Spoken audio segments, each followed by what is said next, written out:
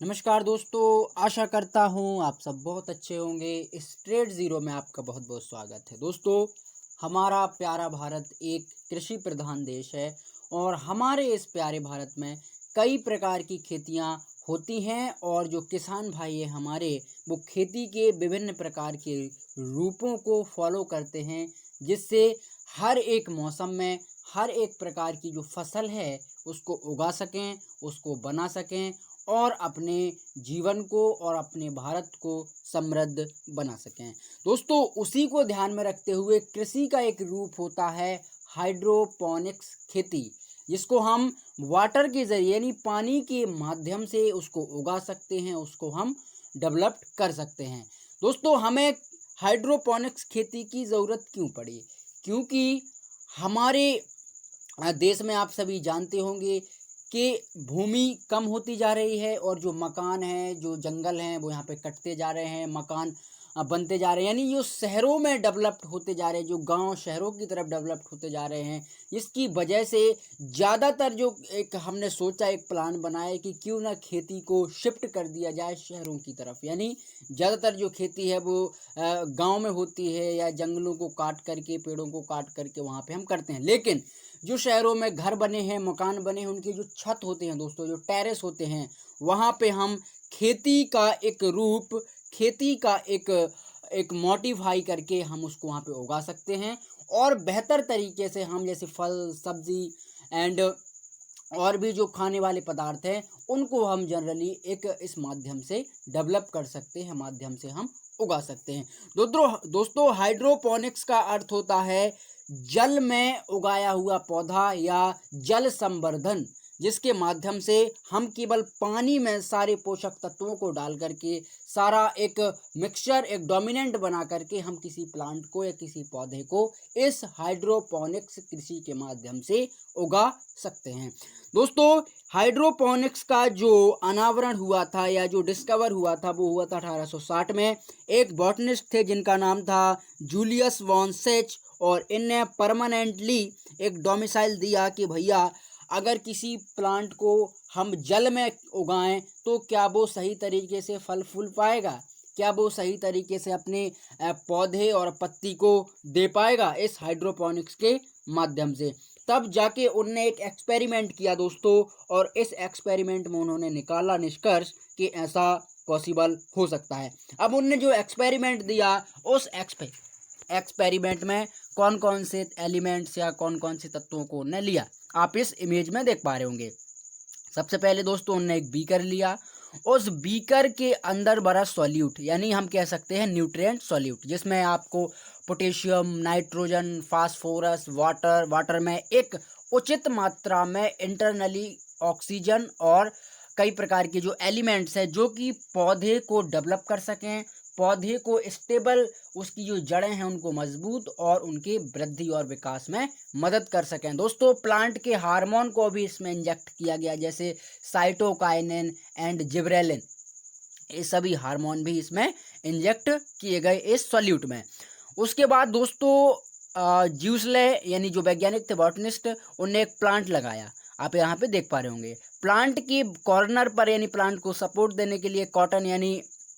जो रुई होती है उसको सपोर्ट देने के लिए लगाया। उसके बाद एक बीकर लगाया, बीकर में भरा उनने funnel for adding water and nutrients, यानी एक ऐसा वाटर जिसमें हम अतिरिक्त मात्रा में न्यूट्रिएंट डाल सकें, जो पोषक तत्व होते हैं, जो एलिमेंट्स होते हैं, वो डाल सकें, जिससे अगर मान के चलो पौधा सही वक्त पे या सही समय पे उसको उचित प्रकार का ताप और दाब नहीं मिल पाता है, तो हम एक्सटर्नली रूप से उसको ताप और दाब दे करके, और जो अगर कोई न्यूट्रिएंट्स की कमी होती है या कोई पोषक तत्वों की कमी होती है, तो उनको भी हम इस माध्यम से पूरा कर सकेंगे, इस माध्यम से उसको भरपाई कर सकेंगे। उसके बाद एरेटिंग ट्यूब को इसलिए दोस्तों डाला, चूंकि होता क्या है कि जो जड़ें होती हैं प्लांट की जड़ों को डेवलप करने के लिए उनके एक गांठ होती है प्लांट्स की जड़ों में, और वो जो गांठ होती है उसके अंदर कैप पाई जाती है, जिसको हम रूट कैप के नाम से जानते हैं। रूट कैप जैसे ही बढ़ेगी दोस्तों, उसके लिए बढ़ने के लिए प्रॉपर एक रूट कैप जो होती है प्रॉपर गैस को छोड़ती है, या हम कहें कि उसको आगे बढ़ने के लिए पोषक तत्वों की ज़्यादा आवश्यकता होती है और एक गैस रिलीज करती है जिसको हम CO2 भी कह सकते हैं। और नाइट्रोजन स्थिरीकरण के लिए हम कह सकते हैं, नाइट्रोजन फिकेशन के लिए वहाँ पे भी कई गैसों का निर्माण होता है। तो उसके लिए एरेटिंग ट्यूब का बहुत बड़ा रोल होता है और बहुत ज़रूरी होती है एरेटिंग ट्यूब, जिससे वो गैसों को सप्लाई भी करे और अगर कोई अतिरिक्त गैस बनती है प्लांट्स की जड़ों में तो उसको वो बाहर भी ले पाए। उसके अलावा दोस्तों कुछ जैसे एलिमेंट्स जो होते हैं इस हाइड्रोपोनिक्स के प्लांट्स को उगाने के लिए, वो for be necessary and supporting होते हैं और नॉर्मल ग्रोथ होती है प्लांट्स की, जिससे वो रिप्रोडक्शन कर सकते हैं। And absence of the elements and plant does not complete their cycle और सीड सेट द सीड, यानी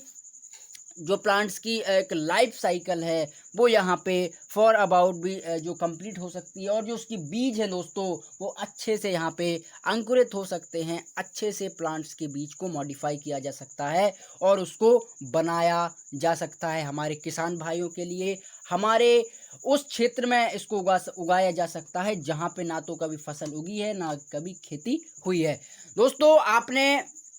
ग्रीन हाउस प्रभाव जरूर देखा होगा या पढ़ा होगा आपने कि किस तरीके से CO2 का लेवल बढ़ जाता है और किस तरीके से हम चीज़ों को यहाँ पे जो ज़्यादातर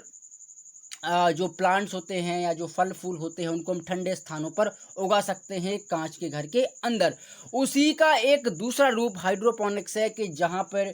फॉर ज़मीन की कमी है या फिर हम कहें कि जहाँ पे नीचे हम ज़मीन पे नई फसल को उगा सकते हैं, इसलिए हमने उसको टेरेस पे उगाया और वहाँ पे ओनली वाटर होगा, पानी होगा और उस पानी के बीचों बीच में हम बढ़िया प्लांट्स को उगा लेंगे, वो भी छत पे टेरेस पे। तो इस हाइड्रोपोनिक्स का काफ़ी यहाँ पे महत्व होगा, काफ़ी ये चीज़ एक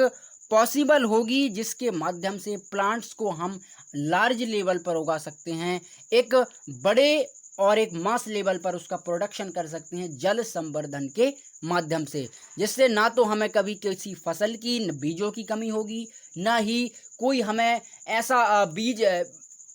होगा जो कि एक दुर्लभ होगा जो किसको हम बना नहीं सकते। अब इस माध्यम से हम हर एक बीज को, हर एक फसल को यहाँ पे उगा सकते हैं, बना सकते हैं। दोस्तों आप इस इमेज में देख पा रहे होंगे इस तरीके से उगाते हैं इन बीजों को।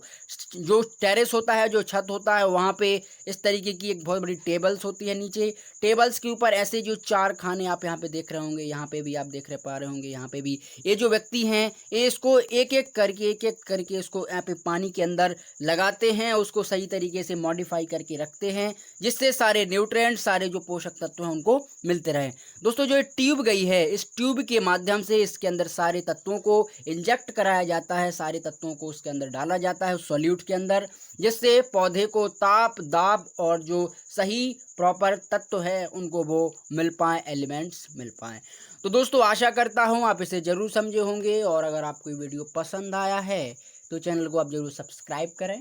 फ्रेंडों के साथ भी आप शेयर कर सकते हैं। Thank you.